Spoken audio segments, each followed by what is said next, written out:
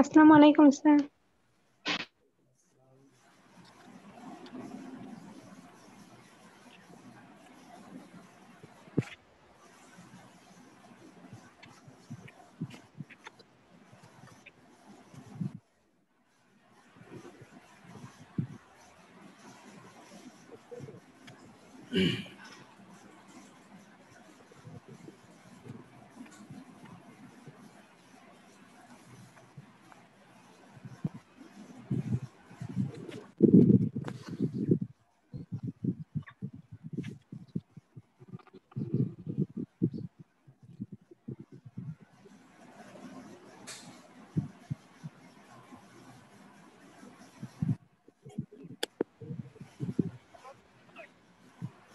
Hello, তোমরা কি সবাই শুনতে পাচ্ছ আমাকে? জি স্যার।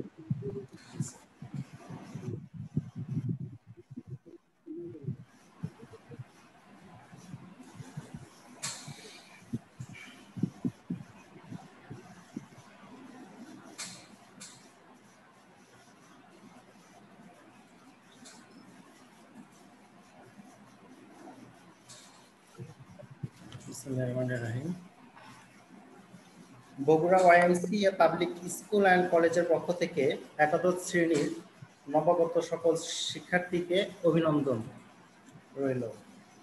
তোমরা কি শুনতে পারছো আমার কথা? জি স্যার,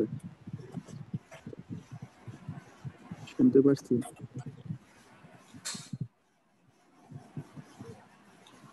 তোমরা মনে হয় এর আগে ফিজিক্স ক্লাস করেছো, কে কে করেছো? আমরা সবাই করছি স্যার। সবাই করেছো, ওকে। তো প্রাথমিক কিছু কথা বলি। আজকে আমার প্রথম ফিজিক্স ক্লাস। পদার্থবিজ্ঞান আমাদের কলেজে আমরা দুজন টিচার নিব। গতদিন তোমরা শফিউল আজম রিপন স্যারের সঙ্গে পরিচিত হয়েছো।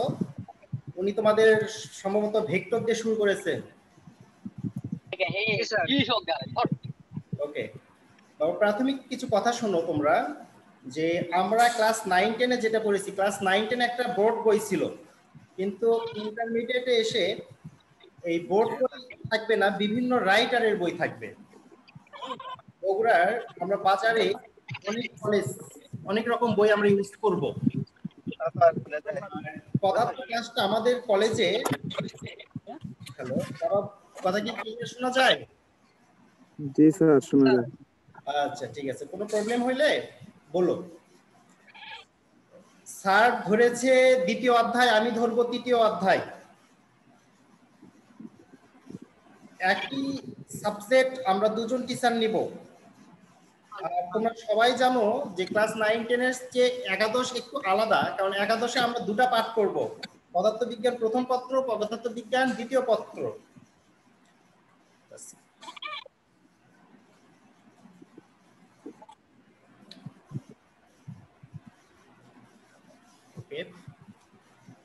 আমি তৃতীয় অধ্যায়ের ক্লাসটা আজকে শুরু করব। তৃতীয় অধ্যায়টার নাম হইল গতিবিদ্যা। আমরা ক্লাস 9-10-ও এই মেকানিক্স এটা পড়ে এসেছি। তো প্রাথমিক কিছু আলোচনা করে নেই, এরপরে ইন্টারমিডিয়েটে ঢুকবো, দেখি তোমরা কেমন কি পারো। আচ্ছা বাবা বলো তো, সরণ কাকে বলে? কে বলতে পারবে? স্যার, বল প্রয়োগের ফলে কোনো বস্তুর অবস্থান পরিবর্তনকে সরণ বলা হয়। বল প্রয়োগের ফলে কোনো বস্তুর অবস্থার পরিবর্তনকে সরণ সরণ বলা হয়। আচ্ছা বলো তো, ভেক্টর রাশি কাকে বলে? যে রাশি প্রকাশের জন্য মান ও দিক দুটোরই প্রয়োজন হয় তাকে তাকে ভেক্টর ভেক্টর রাশি রাশি বলে। বলে। গুড। আচ্ছা, ভেক্টর রাশির একটা উদাহরণ দিতে পারবে? বেগ স্যার। বেগ, বেগ ভেক্টর রাশি, গুড, খুব সুন্দর। কিন্তু বেগ কিভাবে ভেক্টর রাশি একটু বুঝাই দিতে পারবে? যে কোনো একটা উদাহরণের সাহায্যে কি বুঝাই দিতে পারবে যে স্যার এইভাবে বেগ ভেক্টর রাশি হইলো? বলতে একটু সমস্যা হবে, কিন্তু বলতে পারবো স্যার, একটু হ্যাঁ সমস্যা হবে। বলো, আবার বলো, সমস্যা নেই, আমি সংশোধন করে দেবো, বলো, আমি হেল্প করব। তার মনে আমরা হয়তো কোনো একদিকে যাইতেছি, মানে কোথায় যাইতেছি সেই দিক এবং মানে তার সাথে মান সেখানে যেতে হবে, এরকম। এটাকে এই জন্য এটাকে ভেক্টর রাশি বলা হবে। কাছাকাছি হয়েছে। স্কেলার রাশি প্রথম তো একটু ভয় হয়েছে। হ্যাঁ বাবা হয়েছে, মোটামুটি চেষ্টা করেছো। স্কেলার রাশি কাকে বলে এটা বলো তো? স্কেলার রাশি শুধু মান দ্বারা প্রকাশ করা হয়, দিকের প্রয়োজন হয় না। দিকের প্রয়োজন হয় না, এটাকে বলা হয় স্কেলার রাশি। স্কেলার রাশি একটা উদাহরণ দাও তো। 10 ডিগ্রি ভর সেলসিয়াস স্যার, তাপমাত্রা। ভর।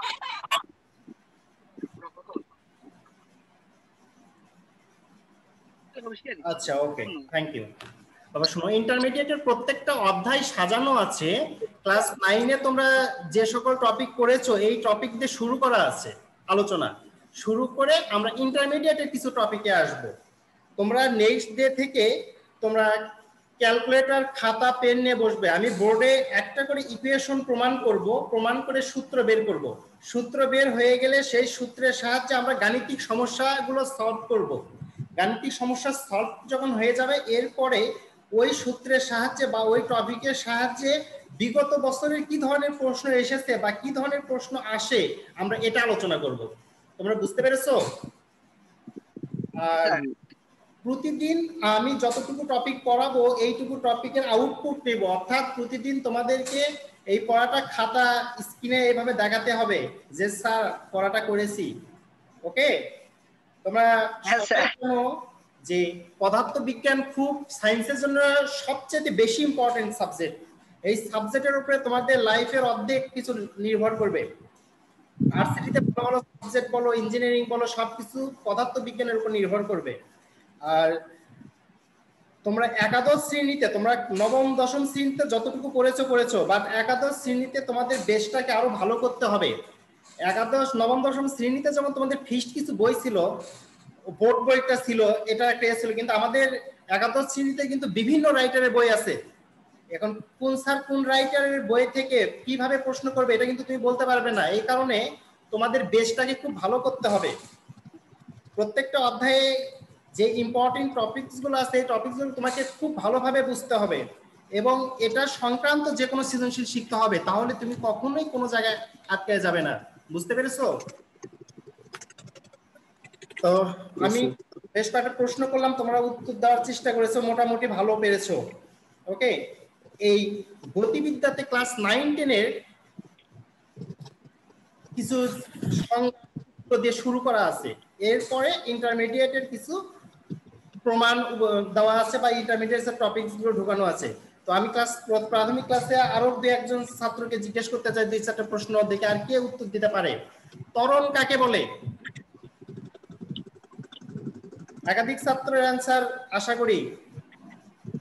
ত্বরণ, বাবা একটা কথা শোনো, ভুল হতেই পারে, সাহস করে অ্যান্সার দাও, সমস্যা নেই।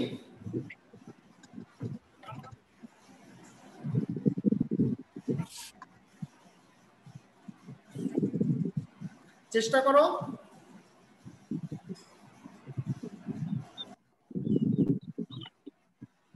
তুমি যতটুকু বোঝো ওইটুকুর উপরই বলার চেষ্টা করো।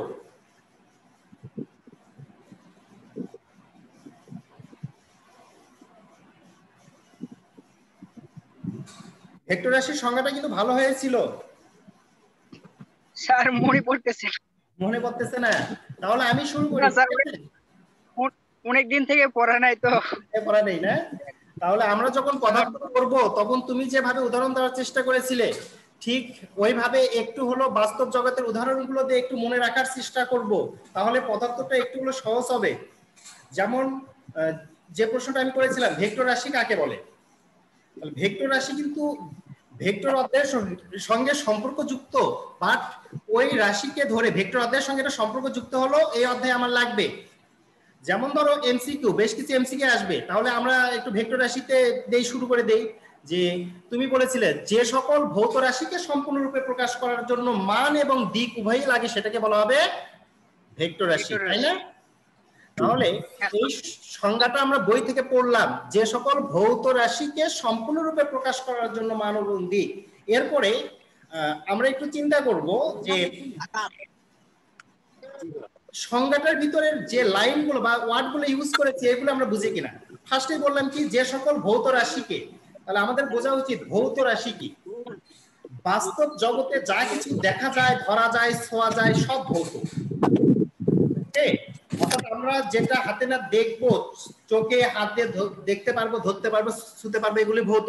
তুমি রাতে একটা স্বপ্ন দেখেছো, স্বপ্ন অনেক বড় বড় মিষ্টি খেয়েছো, এটা ভৌত হবে না। ওকে, তাহলে সংজ্ঞাগুলো এভাবে একটু বিশ্লেষণ করো। তাহলে ভৌত জগতের অর্থাৎ বাস্তব জীবনে যে সকল রাশিকে, এখন প্রশ্ন হলো রাশি কি, রাশি কে বলতে পারবে?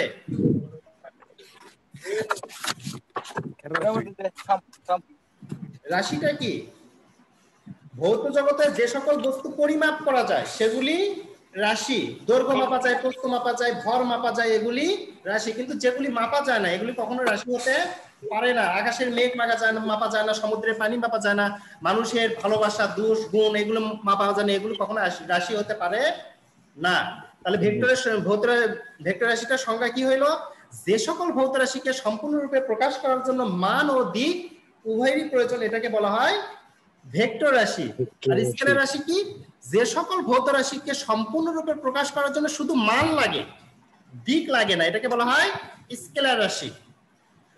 বাবা তুমি বোঝানোর চেষ্টা করেছিলে, তোমার বোঝানোর ধরনটা দিয়ে একটু আরেকবার উদাহরণ দেই। ধরে নাও এই ম্যাক্সিমাম স্টুডেন্টকে যখন আমরা প্রশ্ন করি যে ভেক্টর রাশির উদাহরণ দাও তো বাবা, সুন্দর করে উদাহরণ দেয়, স্যার সরণ, বেগ, ত্বরণ, কিন্তু যদি বলা হয় ব্যাখ্যা করে বোঝাও তো কেন, সেই ক্ষেত্রে অনেকে আটকায় যায়। এই জায়গাটা বোঝার জন্য একটু বাস্তব উদাহরণ দিয়ে একটু বোঝার চেষ্টা করবে, তাহলে আর ফিজিক্সে ভুলটা হবে না। যেমন ধরো ভেক্টর রাশি, ধরো আশা করি তোমাদের সবার বাসায় মনে হয় বগুড়া, যাদের বাসায় বগুড়া, বগুড়া দিয়ে উদাহরণ দেই, যে তোমাদের বাসায় কোনো গেস্ট এসেছে বগুড়ায়, সে ঢাকা থেকে এসেছে, হয়তো বা নাম শুনেছে যে বগুড়াতে সারেকান্দিতে যমুনা নদী আছে। তোমাকে প্রশ্ন করলো যে বাবা এখান থেকে সারেকান্দি কোথায়, তুমি তাকে সুন্দর করে উত্তর দিলে যে কাকু বগুড়া শহর থেকে সারেকান্দি 22 কিলোমিটার দূরে অবস্থিত। দেখো তোমার অ্যান্সারটা কিন্তু রাইট, কিন্তু সম্পূর্ণ না। তুমি শুধু তাকে মান বলেছো 22 কিলোমিটার, কিন্তু তুমি কিন্তু তাকে দিক বলো নাই। ওকে, তাহলে এটা হলো স্কেলার রাশি। তুমি শুধু তাকে মান বলেছো, বাট বেচারা বুঝতে না পেরে তোমার আব্বুকে প্রশ্ন করেছে। তোমার আব্বু বললো যে বগুড়া শহর থেকে পূর্ব দিকে 22 কিলোমিটার দূরে সারেকান্দি অবস্থিত। দেখো তোমার চেয়ে তোমার আব্বুর অ্যান্সারটা বেশি ইম্পর্টেন্ট বা বেশি গুরুত্বপূর্ণ। এটাতে বেচারা বুঝতে পারবে বগুড়া শহর থেকে পূর্ব দিকে 22 কিলোমিটার গেলে আমি সারেকান্দি শহর পাবো। তার মানে ভেক্টর রাশিতে দুটো জিনিস লাগে, একটা হইলো মান আর একটা হলো দিক। তাহলে একই জিনিস ভালো করে একটু বোঝার চেষ্টা করো যে তোমার আব্বুর অ্যান্সারের ভিতরে মান আছে কতটুকু, 22 কিলোমিটার, আর দিক কোন দিকে, পূর্ব দিক, এই কারণে এটা ভেক্টর রাশি। ওকে, আর তোমার অ্যান্সারের ভিতর শুধুমাত্র মান আছে 22 কিলোমিটার, কিন্তু দিক নেই, এই জন্য এটা হলো স্কেলার রাশি। ওকে, আচ্ছা এখান থেকে আমরা এখন ফিজিক্সে ঢুকবো, ধীরে ধীরে ফিজিক্সের সংজ্ঞাগুলোর ভিতর যাব, আশা করি বুঝতে পারবে। যেমন ধরো দূরত্ব আর সরণ, এই দুটো জিনিস একটু বোঝানোর চেষ্টা করি। কেউ একজন নাম বলো, তোমাদের তো কারো নাম জিজ্ঞেস করিনি, একজন একটু নাম বলো, কে আছো একটু নাম বলো। আমার নাম শাহিন স্যার। শাহিন আছো, ওকে। তাহলে শাহিনকে প্রশ্ন করা হইলো, শাহিনকে বলা হইলো যে শাহিন বাবা তুমি 10 মিটার সরে যাও। তাহলে শাহিনের ইচ্ছা মতো শাহিন যে কোনো দিকে 10 মিটার সরে যেতে পারে, ঠিক আছে? তাহলে সংজ্ঞাটা এইরকম, কোন বস্তু তার অবস্থান থেকে যে কোনো দিকের অতিক্রান্ত দূরত্বকে বলা হয় দ্রুতি। কি বলা হয়? দ্রুতি। আর আমি যদি বলি শাহিন তুমি উত্তর দিকে 10 মিটার সরে যাও, তার মানে একটু ভালো করে বোঝার চেষ্টা করো। এবার আমি কিন্তু দুটো, আমার কথার ভিতরে প্রশ্নের ভিতরে দুটো কথা বলেছি, একটা হচ্ছে উত্তর দিকে কয় মিটার সরে যাবে, 10 মিটার সরে যাবে। তাহলে বোঝার চেষ্টা করো, নির্দিষ্ট দিকে বস্তুর অবস্থানের পরিবর্তনকে সরণ বলে। কি বলে? সরণ। তাহলে পরেরটা হইল ভেক্টর রাশি, সরণ হইল ভেক্টর রাশি, আর দূরত্ব হইল স্কেলার রাশি। কেন হইল? দূরত্বের ভিতরে মান আছে, দিক নেই। ক্লিয়ার? শাইন কি বললাম বলো তো? দূরত্বের ভিতর মান আছে কিন্তু দিক নেই, সেজন্য এটা স্কেলার রাশি। দূরত্বের সংজ্ঞাটা কি হলো বাবা বলো তো? দূরত্বের সংজ্ঞা কি হলো? যে কোনো দিকে বস্তুর অবস্থানের পরিবর্তনকে বলা হবে দূরত্ব। দূরত্ব ক্লিয়ার? নির্দিষ্ট দিকে। হ্যাঁ, আর নির্দিষ্ট দিকে বস্তুর অবস্থানের পরিবর্তনকে বলা হবে সরণ। নির্দিষ্ট দিকে বস্তুর অবস্থানের পরিবর্তনকে বলা হবে সরণ। ক্লিয়ার? আচ্ছা, তাহলে সরণ ভেক্টর রাশি আর দূরত্ব হইলো স্কেলার রাশি। স্কেলার রাশি। আচ্ছা ঠিক আছে বাবা। এবার সরণকে, এবার বেগের ভিতরে আমি যাব। বেগ, শুনো, পদার্থ বিজ্ঞানের সময় খুব ইম্পর্টেন্ট একটি শব্দ। যে কোনো সংজ্ঞা বলার সময় সময়টা একটু আগে বলার চেষ্টা করবে। যেমন ধরো বেগের সংজ্ঞা, এটা আমরা সবাই জানি, ঠিক আছে? সময়ের সাথে বস্তুর সরণের পরিবর্তনকে বলা হবে হচ্ছে বেগ, বা সময়ের সাথে বস্তুর সরণের হারকে বলা হবে বেগ। অথবা এইভাবেও বলতে পারি, সময়ের সঙ্গে নির্দিষ্ট দিকে বস্তুর অবস্থানের পরিবর্তনকে বলা হবে বেগ। বলতো কি বললাম? সময়ের সঙ্গে সঙ্গে বস্তুর নির্দিষ্ট দিকে পরিবর্তনের হারকে বেগ বলে। আর যদি একদমই মনে না থাকে তাহলে বলবো সময়ের সাথে সরণের পরিবর্তনের হারকে বলা হয় বেগ। তাহলে দেখো, সরণ ভেক্টর রাশি হওয়ার কারণে সরণ কোন সংজ্ঞার ভিতর প্রবেশ করলো? বেগের ভিতর প্রবেশ করলো। এই কারণে বেগটা হলো ভেক্টর রাশি। কি রাশি? ভেক্টর রাশি। হ্যাঁ, এবার বোঝা যাক ত্বরণ। ত্বরণের সংজ্ঞাটা কি? ত্বরণের সংজ্ঞাটা হইল সময়ের সাথে বস্তুর বেগ বৃদ্ধির হারকে বলা হয় ত্বরণ, তাই না? আবার একটু বুঝাই, ত্বরণ কি রকম? ধরে নাও তুমি একটা রেলগাড়িতে উঠেছো, তাহলে রেলগাড়িতে যখন উঠবে দেখবে ফার্স্টে রেলগাড়ি খুব ধীরে চলে, সময় যত যেতে থাকে দেখবে গাড়িটার স্পিড তত বাড়তে থাকে। তার মানে এই কি, সময় যত পাস করতেছে বেগ তত বৃদ্ধি পাচ্ছে। তাহলে এই বেগ বৃদ্ধি পাওয়াকে বলা হবে ত্বরণ। তাহলে সময়ের সঙ্গে বেগের বৃদ্ধিকে বলা হয় ত্বরণ। আর একইভাবে সময়ের সঙ্গে বেগের হ্রাস পাওয়া বা বেগ কমে যাওয়াকে বলা হবে মন্দন। কি বলা হবে? মন্দন। তাহলে ত্বরণ এবং মন্দন এই দুটাও ভেক্টর রাশি। কেন ভেক্টর রাশি বাবা? একটু ভালো করে বোঝার চেষ্টা করো।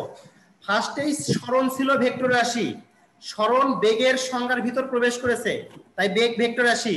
আবার দেখো, বেগ ত্বরণের ভিতর প্রবেশ করেছে। এই যে বললাম সময়ের সাথে বস্তুর বেগ বৃদ্ধির হারকে ত্বরণ বলে, এই কারণে ত্বরণও ভেক্টর রাশি। তাহলে কখনো কখনো কোনো স্যার যদি জিজ্ঞেস করে যে কেন ত্বরণ ভেক্টর রাশি, বুঝাই দাও, তাহলে তোমরা একটু ওখান থেকে বোঝানো শুরু করবে। ওকে? একইভাবে যদি বলে যে দ্রুতি স্কেলার রাশি কেন, তাহলে অনুরূপভাবে তোমরা বলবে যে সময়ের সঙ্গে দূরত্বের পরিবর্তনকে বলা হয় দ্রুতি বা স্পিড। তাহলে সময়ের সঙ্গে দূরত্বের পরিবর্তন একটু ভালো করে বোঝো। দূরত্ব কি রাশি ছিল? স্কেলার রাশি। এই কারণে দ্রুতিটা হলো স্কেলার রাশি। আমি একটু ক্লাস 9 এর বিষয়বস্তু আলোচনা শুরু করলাম, কেননা আমাদের এই অধ্যায়ে প্রাথমিক আলোচনাগুলো ক্লাস 9 এর। তোমার